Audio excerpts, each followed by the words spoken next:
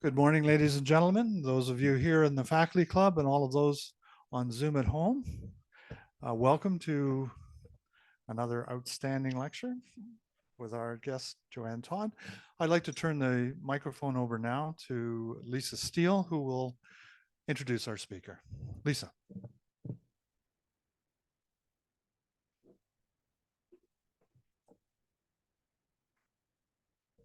Thank you, Michael. It is a great pleasure for me to introduce my colleague, my very good colleague, my friend, Joanne Tod, who is, as many of you know, one of Canada's best known painters. Excuse me. She's had many solo exhibitions. She has, in the fairly recent past, shown at the Nicolas Metavier Gallery. I believe you are on your own now. I think you have withdrawn from the gallery and is going solo, as they say. But she has also shown at had solo exhibitions at the Gardner Museum, and her very moving series of portraits, "O Canada, a Lament," which was a series that she did during the Afghanistan conflict, where she painted a picture of every soldier who was killed. And this was displayed at the Harbourfront and at the Royal Conservatory of Music and at the Canadian Heritage Warplane Museum also. It was an incredible series of works that we owe to Joanne Tod for commemorating that conflict. Group shows, of course, you will have seen her at the AGO most recently and last year in a huge exhibition of contemporary work called I Am Here. And she had quite a large exhibition, or part of that exhibition. Since 2013, she has sat on the board of directors at the MoCA, the Museum of Contemporary Art. And also since 2001, she's been an advisor to Sotheby's. So you can see that Joanne's expertise is well recognized. She is in numerous collections across Canada and has been commissioned by faculties and banks to produce portraits of their retiring presidents and deans and principals.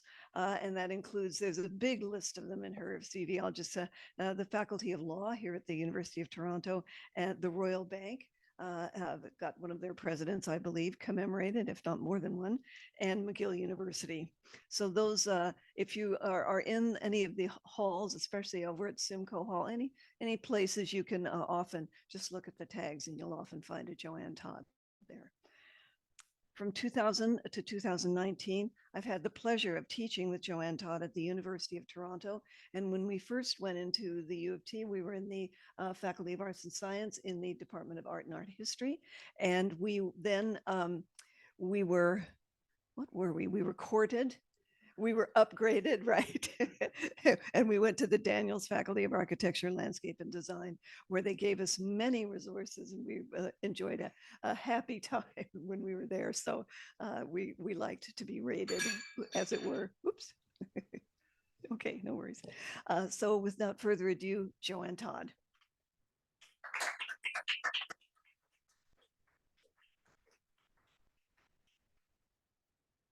Thank you very much. I should also point out that we have Jane Gaskell in the audience today, whose portrait I did paint for Oisey many years ago, another one that I really liked, but it's not included in my slide presentation. Okay, so the dearth of irony. I'm through illustrating works, can you hear me? Everything's okay? Works of my own, as well as contextualized with works of other artists and musicians, to kind of chart my affiliation with irony, which is one of the hallmarks of the postmodern approach to image making. Without further ado, I'll let the pictures do the talking. Okay, so this is the Van Gogh painting of the potato eaters from 1885, which I saw as a young child. And I include this because it was a very impactful moment for me, because as a young middle-class person with, regular meals, I was astounded that these people would just be eating potatoes, and look at their faces. I was just mesmerized by the kind of exaggerations and the poverty, and that really impressed me. This Edgar Degas, I had this print in my bedroom as a child. At my request, my mother got this reproduction for me. L'Absinthe. I was just the haunting face on the woman was quite touching to me. And I know it seems like a strange segue, but then this is James Nwangu and Marie Joubert, my very good friends and my first collectors from 1982. They continue to be friends today. And when I was visiting them here in Scottsdale a few years ago, we bought a bottle of absinthe to try. Thank you, James and Marie. Okay, another early influence, Hogarth. And here we have Beer Street and Gin Lane. He was trying to demonstrate that gin was leading to great debauchery, whereas beer was not. I was also quite taken by the satirical approach in this work at an early age, because it departed so effectively from the status quo. Here's Honoré Daumier, another early influence. Beautiful watercolor and gouache sketches of the theater audience. Just the facial expressions were so charming and depict people as they are today even.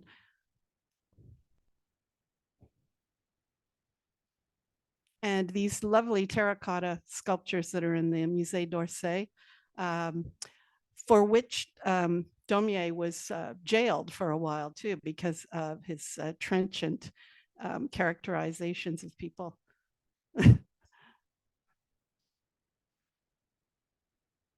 And they transcend the ages. They're really quite charming. I know this guy. Marcel Duchamp, kind of the father of Dada art with one of his ready-mades.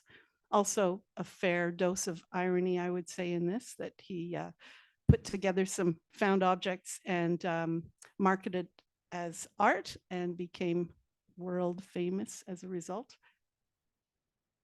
Here is his LHOOQ, which also translates to in French as she's got a hot body, kind of bottom, I suppose. Naughty, you know, the little mustache and goatee on the Mona Lisa, but taking a well-known image and creating something new from it. This is also something that early appropriation, I suppose. René Magritte and his famous use of apples and obscuring. Okay, and of course, Ceci n'est pas une pipe. This is something that I think applies to my work particularly, that while it's my painting is largely in the realist realm, it depicts something, but the message is in fact something greater or more than in peep. And then you can see other artists have taken this and run with it. Banksy, the famous anonymous street graffiti person. Yes, I think you can all relate to this. Next, it'll be AI n'est pas une pipe. Of course, the famous Déjeuner sur l'herbe, kind of a strange accumulation of imagery, two clothed men and a naked woman. This was refused from the Salon in the 1860s.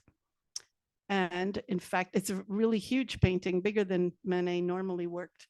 And he eventually sold this painting for 2,600 francs. And another appropriation of the same by Micheline Thomas, a New Jersey-born Black American artist.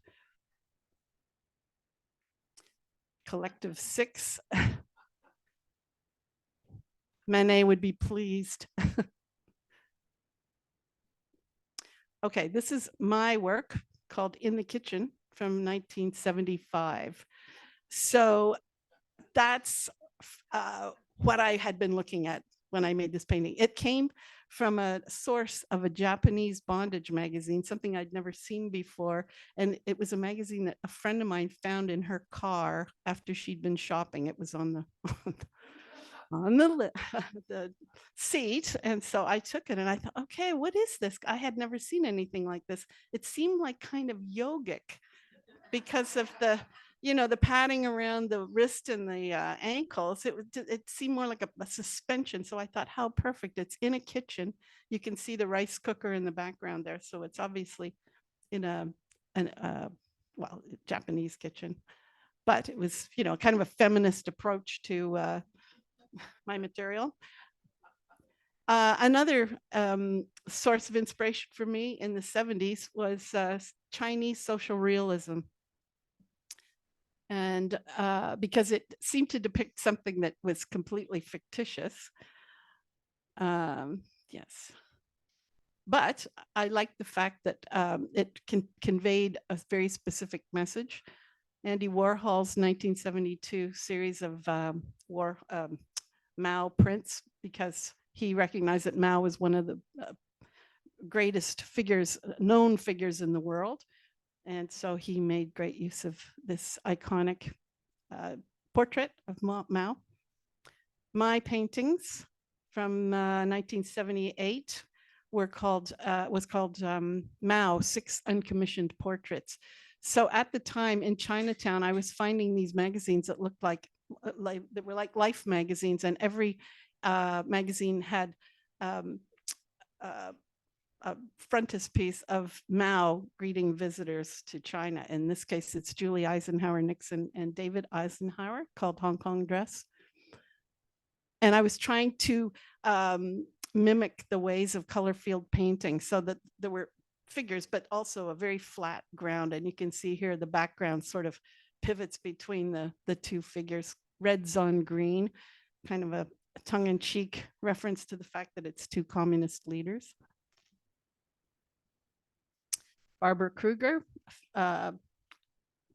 feminist artist from the 70s and 80s, well, to this day too, also influential, and I think relates to the social realist kind of tradition, only dealing with completely different messaging. Your body is about battleground. Yes. I shop, therefore I am.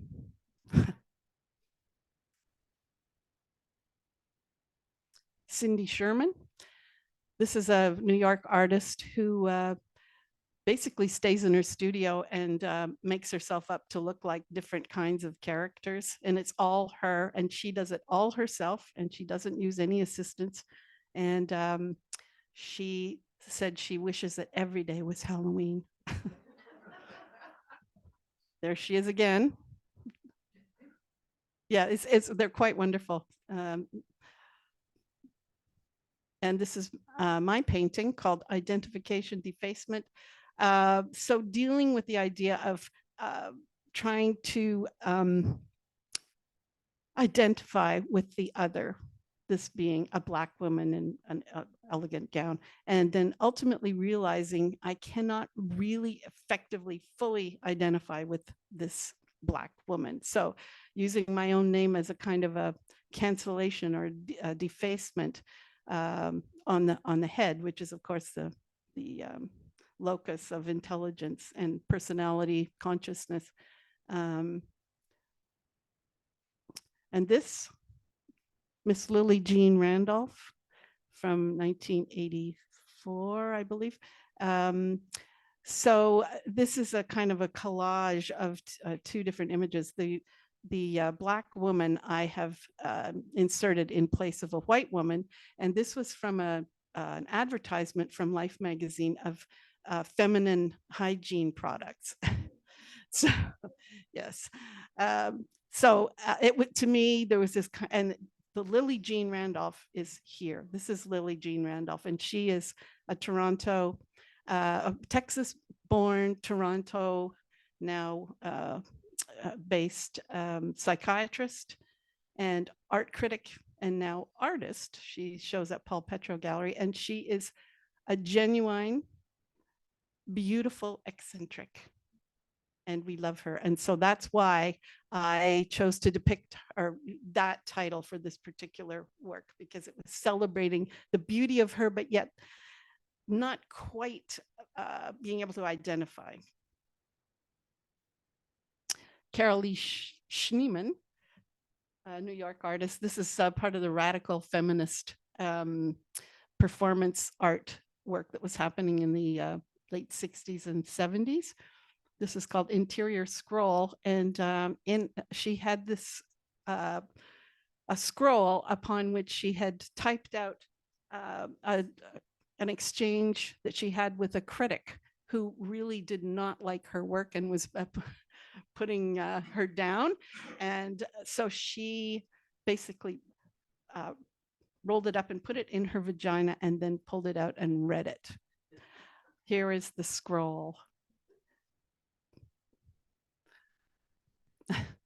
Oh, Hannah Wilk, SOS Starification, object series. Hannah Wilk was also a New York artist. She used to be partners with Klaus Oldenburg, and she adopted these kind of fashion model poses, but then covered herself with pieces of chewing gum that she got other people to chew, and then she would form them into what looked like little vulvas and put them all over her body in kind of a scar shape. And she, but people criticized her because they said, "You're too beautiful. This isn't going to work. This doesn't work. You're capitulating to the stereotype of the gorgeous model." But then, unfortunately, she got lymphoma, and excuse me, her husband took photographs of her in her later days of decline. She said, "I don't care if like people have said I'm beautiful. Everybody, even beautiful people, die." Oh, and then we have Lisa Stahl, the great Lisa Stahl. And this is a piece called Birthday Suit with Scars and Defects. And I was captivated when I first saw this. And because essentially Lisa is standing in her birthday suit, pointing out all of the different scars and defects that she has on her body. And it is really very absorbing, and it's short and it's sweet. And it was one of those smart pieces that just have everything together. Thank you, Lisa. My work called Self-Portrait from 1983, using text. Beneath my arm is the color of Russell's Subaru. So this is a direct appropriation from a magazine ad for some sort of perfume product. So here's the model descending the steps of the Lincoln Memorial in Washington. I was born on Lincoln's birthday, so I felt that I could have my self-portrait there. And the text is a reminder of how text is used in advertising, but it's a kind of a nonsensical thing that actually refers to that little strip of sky that you can see underneath the model's right arm, and that being the same color as my friend's car.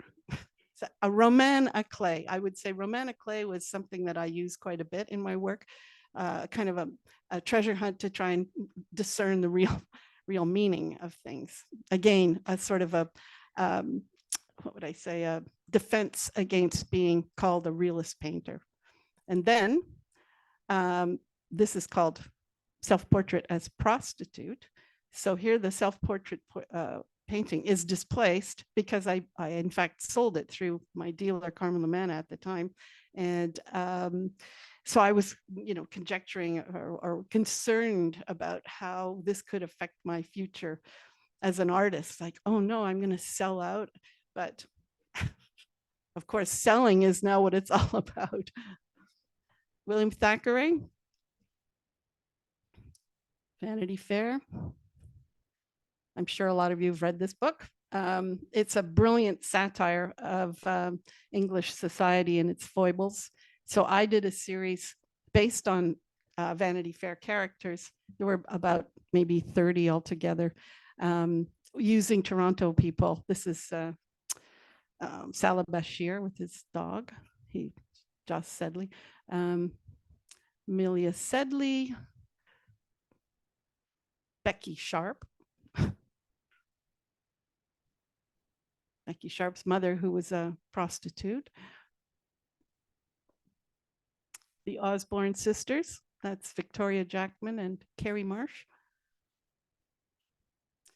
Okay, Mr. Osborne.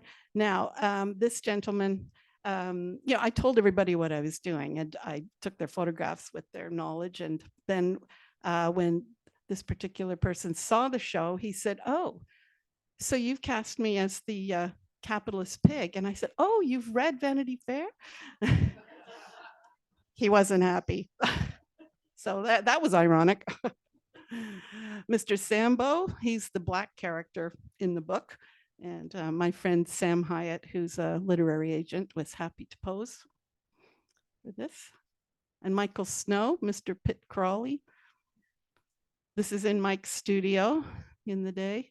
All of these are fairly small paintings, nothing larger than 36 by 24. And moving right along, there's Michael Snow and Ian Baxter, two funny guys, conceptual artists, and at the Toronto Art Fair. Oops, sorry. Okay, Michael Snow. Now I include this because this was also a kind of a watershed moment, if you will, for me, because he filled up this. Rameau's nephew was kind of a musical comedy, he called it, and in it he used all sorts of means to make noise by the human body, including gaseous explosions, urination, and in this one it was filling a sink with water and drumming on the side of it as the water went down, so the pitch changed. I just thought, woo, the light bulb came off for me. I just thought it was great.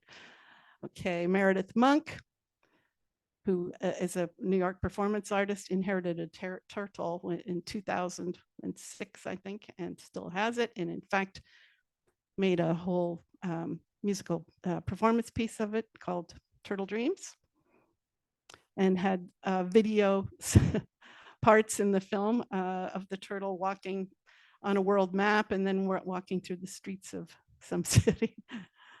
So humor, that's another thing that is a recurring motif for me, and something that I think really started to come into art during the Dada and Surrealist time, and I embraced it. Meredith Monk and Company. Okay, Abraham Adzenya. This is somebody that I studied West African drumming with for a number of years, and in fact, myself and a number of Toronto musicians formed a group called Flaming Dono, and that is a dono that Abraham is playing here. He's from Accra, Ghana, and we would bring Abraham here at least once or twice a year to give us lessons. And and strange overlap, Marshall McLuhan. Well, here he is in his Coach House office just before when he was alive. And when he died in 1980, in January, the following January, 81, we had a Flaming Dono, our first Flaming Dono rehearsal in Marshall McLuhan's office, which I just thought was wonderful. It was a real sort of global village moment. Here's Flaming Dono in their, it was a first night performance in 93. So you can see it's a mixture of white, black, Asian people, which was a very important thing for me in terms of my work, since I felt very close to a lot of my Black friends, and became, we had a kind of an intimate relationship, because we'd be performing and having to go into the green room and strip off our clothes. And, it was just a really convivial and beautiful experience. Also, I studied Indian tabla drumming for 20 years with Pandit Sharda Sahai. And this photograph actually was taken in my studio. He would come from Benares every year and have many classes for his students. And here is Sharda Sahai teaching Western students in Benares. So I made this painting. Dad likes Kelly. Okay, so it's obviously a Mr. Sahai, and Kelly refers to Kelly from Charlie's Angels. So would I have done this today? Well, I feel that something about the climate at the time allowed for this kind of world globalization and ethnomusicology. Plus, I had a relationship with this person that was very much like my father. He really was. And in fact, I'd give him my apartment to stay in for 20 years. And so it was wonderful times. This is his daughter, Pooja Sahai. These were from a series called New Society Paintings. And obviously, I pay respect and homage to John Singer Sargent.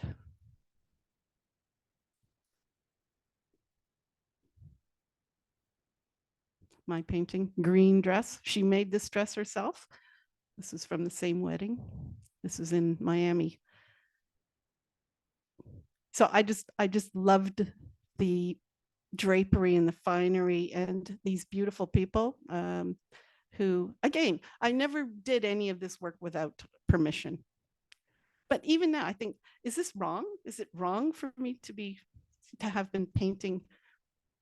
Well, in this case, it's a very solemn situation where we were, they were getting ready for the marriage ceremony. And we're in a hotel room. So there's this ancient style of dressing, a TV in the background and blue jeans on the bed. There's the bride, Padma Sahai. I met Padma in let's see. She was 13 years old, couldn't speak any English. Now she is the manager of managers at a big bank in Miami. That's her mother, Muni Sahai. This is a pencil crayon drawing called Neo-Folky. And these lovely children of my Bengali friends were sitting around playing Bob Dylan songs.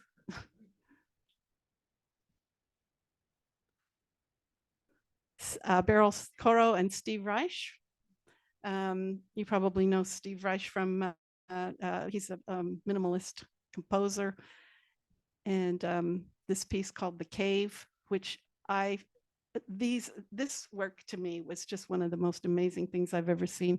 It's based on the fact that Abraham, to both the Jews and the Muslims believe, or the Arabs believe, that he was born in Hebron in a cave, the cave of Machpelah. And this piece uses clips from different people describing who they think Abraham is. So the Jews and the Arabs and Palestinians, they agree that there was this guy, Abraham, and they agree to a certain extent what the story is about Abraham. But then he also interviews people in New York, and they're going, Abraham, yeah, Abraham Lincoln High School. I went to, and they have no idea. So Steve Reich takes bits of people's speech and puts them to music and uses the cadence of how they speak and composes to those. It's a brilliant piece.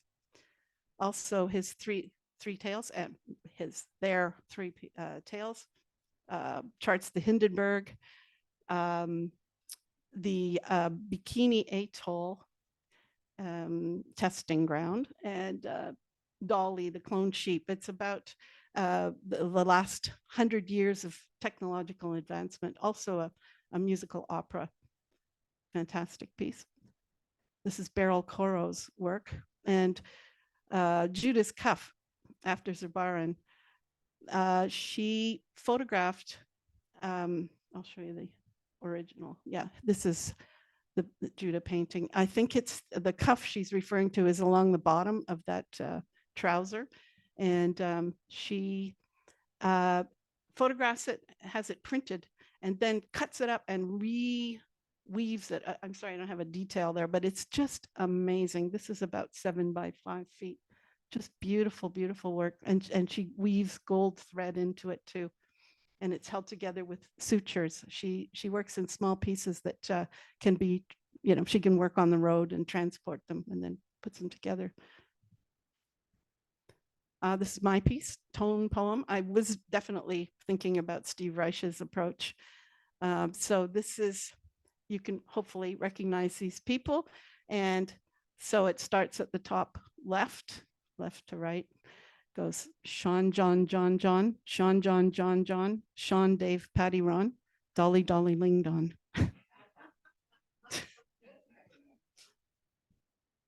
Another piece called Perda. This is from 1988. This is a large painting about 10 feet by 7 feet.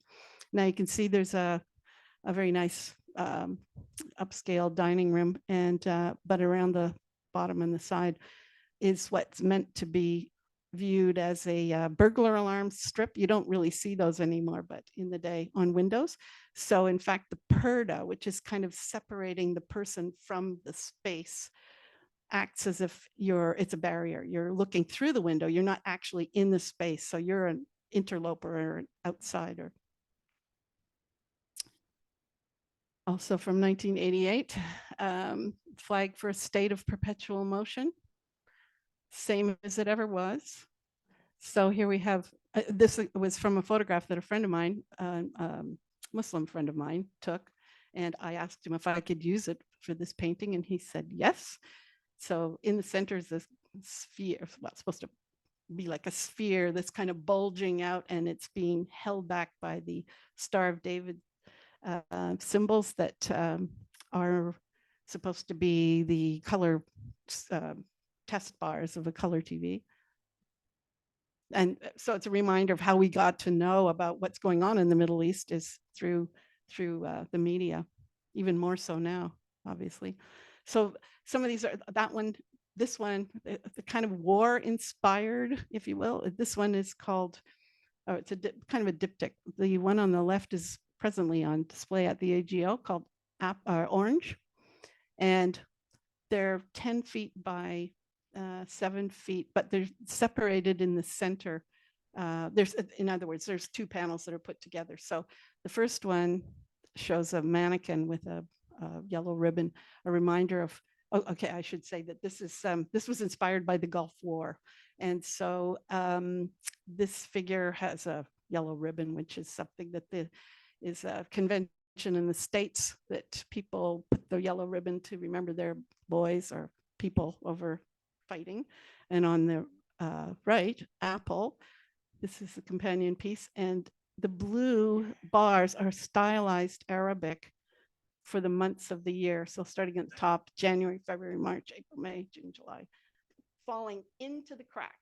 And so this was the first time that we saw war games where you could actually, from the pilot's point of view, see the bombs dropping right onto the target. And I found it terrifying. And so here's these two kind of colonial bedrooms interrupted by war.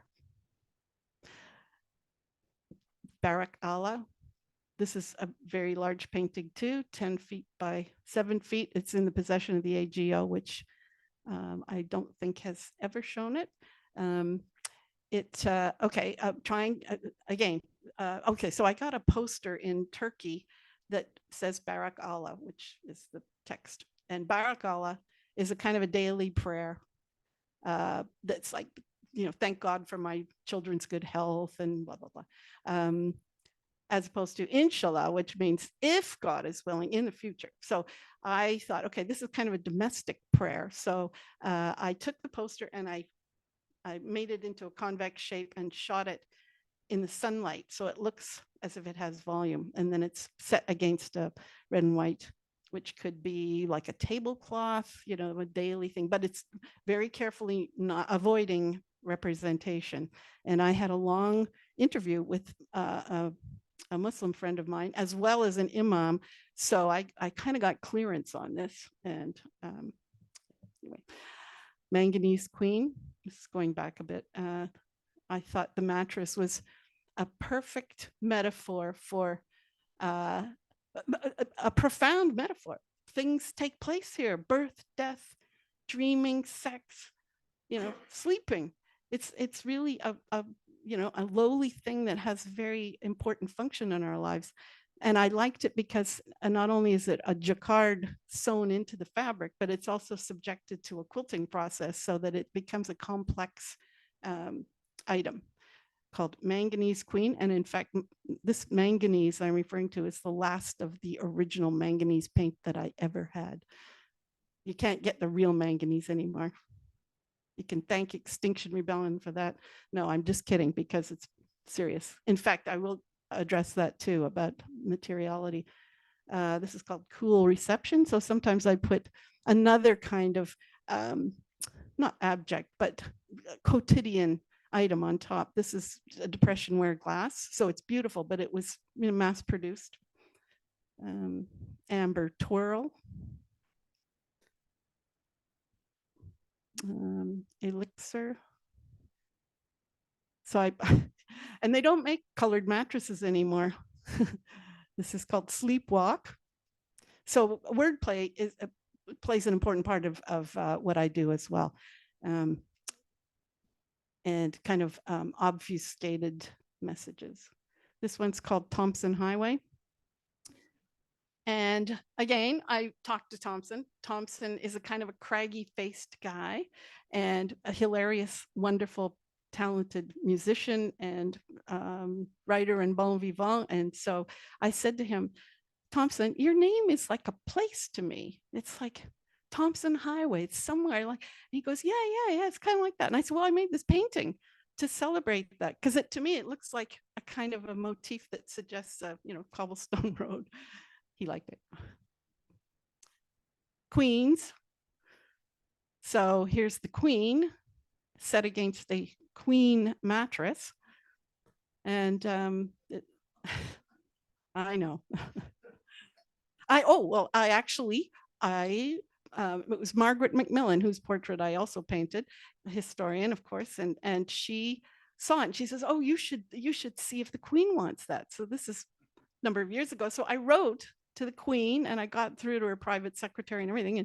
And they wrote back and they said, thank you very much, Ms. Todd, but the queen does not accept unsolicited gifts. Martha Stewart, her own petard. So I've got sort of a striped towel, but it sort of suggests a prison stripe. And I sold this painting at the Art Toronto. And what did I do with the money? I bought Martha Stewart stock.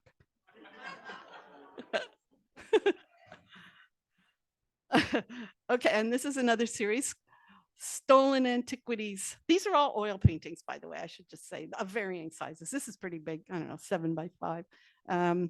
Stolen Antiquities, Fifth Avenue, because indeed this is the huge part of the huge holdings of the Met Museum. And in fact, I think you can actually see a little flag out there, the American flag, Bacchanalia. So I was very captivated by the objects in the vitrines, but with the reflection on the glass, which was fun to paint. While Rome burns, these nymphs, and then in the background there's all these crucifixes.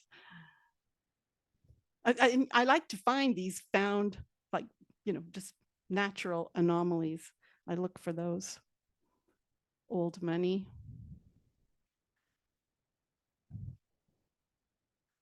And blood money. This is in Sir John Soane's museum in London, which is a wonderful place, especially if you like Hogarth. And then I reprise these too sometimes. This is a fairly recent work, but it's very large. It's about 10 by 8. Okay, so this is what Lisa was talking about, my homage to the fallen soldiers in Afghanistan.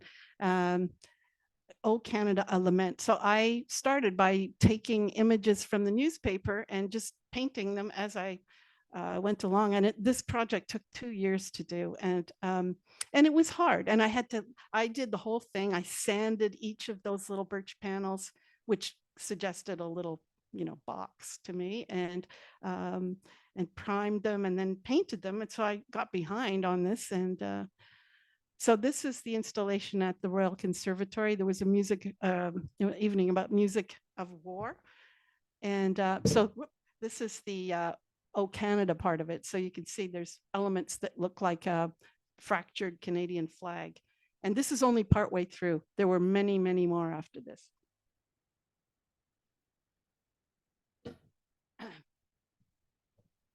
And this is Brad Worth. Okay, so Joey Hunwicks is the guy on the left, and he's my oldest friend. We met each other as next door neighbors when we were 2, and we've continued to be friends at his cottage. So what happened was I accidentally painted Brad Worth's portrait as one of the deceased soldiers, but in fact, the newspaper had published the image before they ascertained that he was still alive. And so Joey, through the Heritage Warplane Museum, tracked Brad down, and Brad lives in Ottawa. And so we met in Bancroft at Joe's cottage, and I gave him back his portrait. It was really a beautiful, we were all kind of crying. It was nice. Okay, and so these are some of the, I've now become involved with True Patriot Love, and they have this project where they give you a whole lot of different artists. They give these just plastic helmets that look like soldier helmets, and then you decorate them. So this was mine. It's a pencil crayon on helmet. It's called Jarhead, which is a euphemism for a Marine because of the shape of their haircut. And another found anomaly, Arc dans l'Arc, that's at the top of the Arc de Triomphe. There's a sculpture of the Arc de Triomphe. And I thought, okay, gonna make another one. Another palimpsest. This was the Little Demon guitar store in my neighborhood. So it's I'm shooting that, but the reflection outside is of the houses across the street. And there's Elvis down at the lower right corner. And this too, Phantom Limb. This is pretty big. I don't know, 7 by 6 feet. So this was on Dundas Street West. It was a children's clothing store called Jean Darlene. And they always had the most beautifully organized windows. And I just thought, how beautiful, but children's clothes at night. And then in the far distance reflected is the beer store. No, this is New College, Semaphore. I started this series during a difficult period of my life, and I felt very empty. So this seemed to fill the bill. Semaphore being, the use of flags in conveying orders, etc. So you can see I don't get rid of the exit sign or the fire extinguisher. Toronto Gothic, this is one Spadina before it was renovated for the Daniels Faculty of Architecture. I did a lot of images based on one Spadina when it was intact, and because this is where the polio vaccine was perfected. And in fact, it comes up later. Serpentine fire. It's beautiful serpentine marble in the Balfour building on Spadina Avenue, which is one of the first sweatshop garment factories. Liquidity. This is Flavel House at the Faculty of Law. And this is a public art piece, Scales of Justice. Myself and a former student, John Reed, who became an architect. We've done several projects together. And this is a single piece of laser cut bronze. And the motif is the scales of justice, but as you can see, it sort of compresses towards the edge to suggest a kind of a columnar effect. And the intersection looks like eyes. It was very, I thought, quite appropriate. This is in Federal Courts Canada on Queen Street, And this is the barrister's wig. I bought a barrister's wig, horsehair, and had it cast. It's like a touchstone for the convicts when they're going up to the courts. Another public art piece started. This is Malak Karsh's photograph of the loggers, the Missinaba tugboat on the Ottawa River. And the Weston family commissioned me to make a commemorative memorial to commemorate the loggers who worked the river. And here's Karsh's photograph on the back of the $1 bill. And this is my piece, our piece. It's aluminum, and part of it, the top part there, you can see there's a scrim, and you can actually see through that scrim to the Ottawa River. So, and there's the Missinaba at the bottom. And then if you align it, you can get the Parliament buildings in the background too. So you complete the Malak Karsh. And now it has all the landscape around it. So I'm happy about that. Portraits. Sometimes the portrait subject wants additional information. So in this case, Mr. Hal Jackman is reading the Varsity newspaper, which is definitely not in line with his own political stance. And at his request, in the background is John Watrous' Awakening of Adonis. So it's a very slightly racy picture, but this is in the governing council chamber. I believe it still is. Mr. Michael Wilson. And this was painted on a wood, like a birch panel, which I don't normally do. And here's the detail of this. So Michael Wilson was largely credited with saving the economy by getting the GST happening. But so I put in some graffiti in the background. Again, he knew about it. And then my signature in a heart underneath. Yes, another A Perfect Storm. Eileen Bush-Vishniak was, well, I guess she ran into some issues with the administration, and but she still had to have her portrait painted. So I painted the portrait, and the powers that be questioned my background and asked me to repaint it. And I said, but no, but this is a tradition in grand, paintings of, the stormy sky. And anyway, so that's how it is.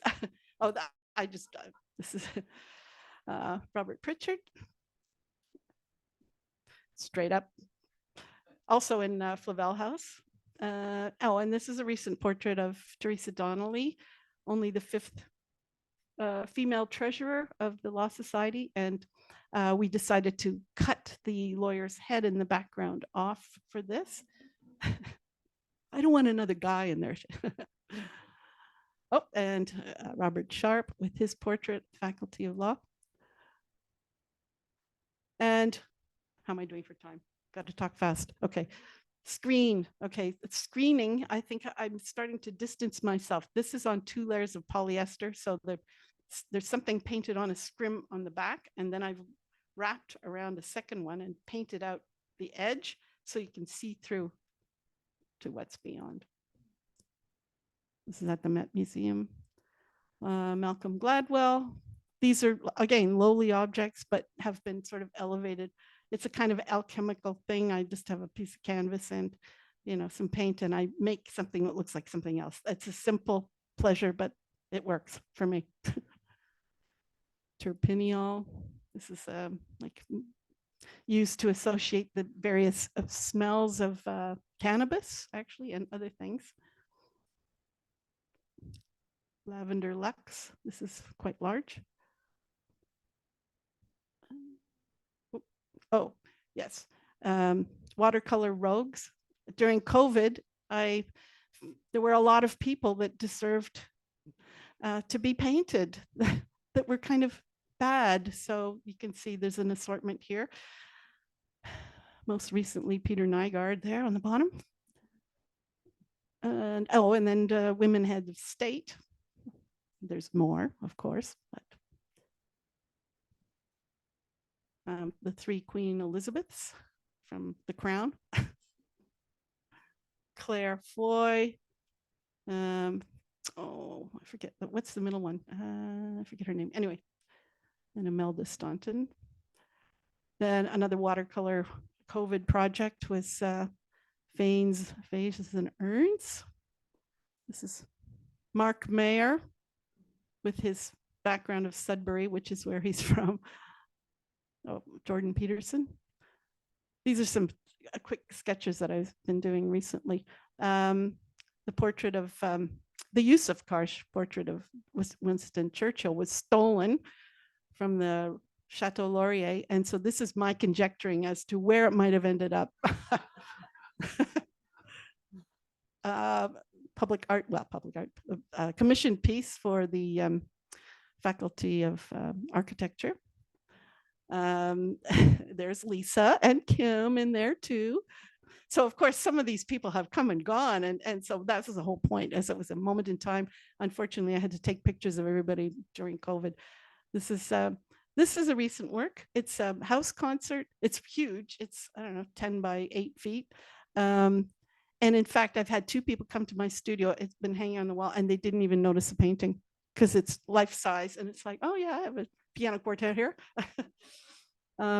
But to me, this epitomizes something that is just so sublime and beautiful that these people come together with a whole lot of practicing and they make this gorgeous, beautiful music. Okay, this might seem strange, but this also influenced me quite a lot. Magic Eye. This is something from the 70s that you kind of let your eyes go out of focus and suddenly this thing pops up with like greatly defined depth and space. Do you know what I'm talking about? These magic, and it's supposed to be good for your eyes. You sort of go out of focus and it's supposed to strengthen your eye muscle. So, and I point that out just because verisimilitude is very important to me. Portrait of Michael Snow. This is the final slide. And this is from a picture that I took of Michael on the very last occasion when I met him.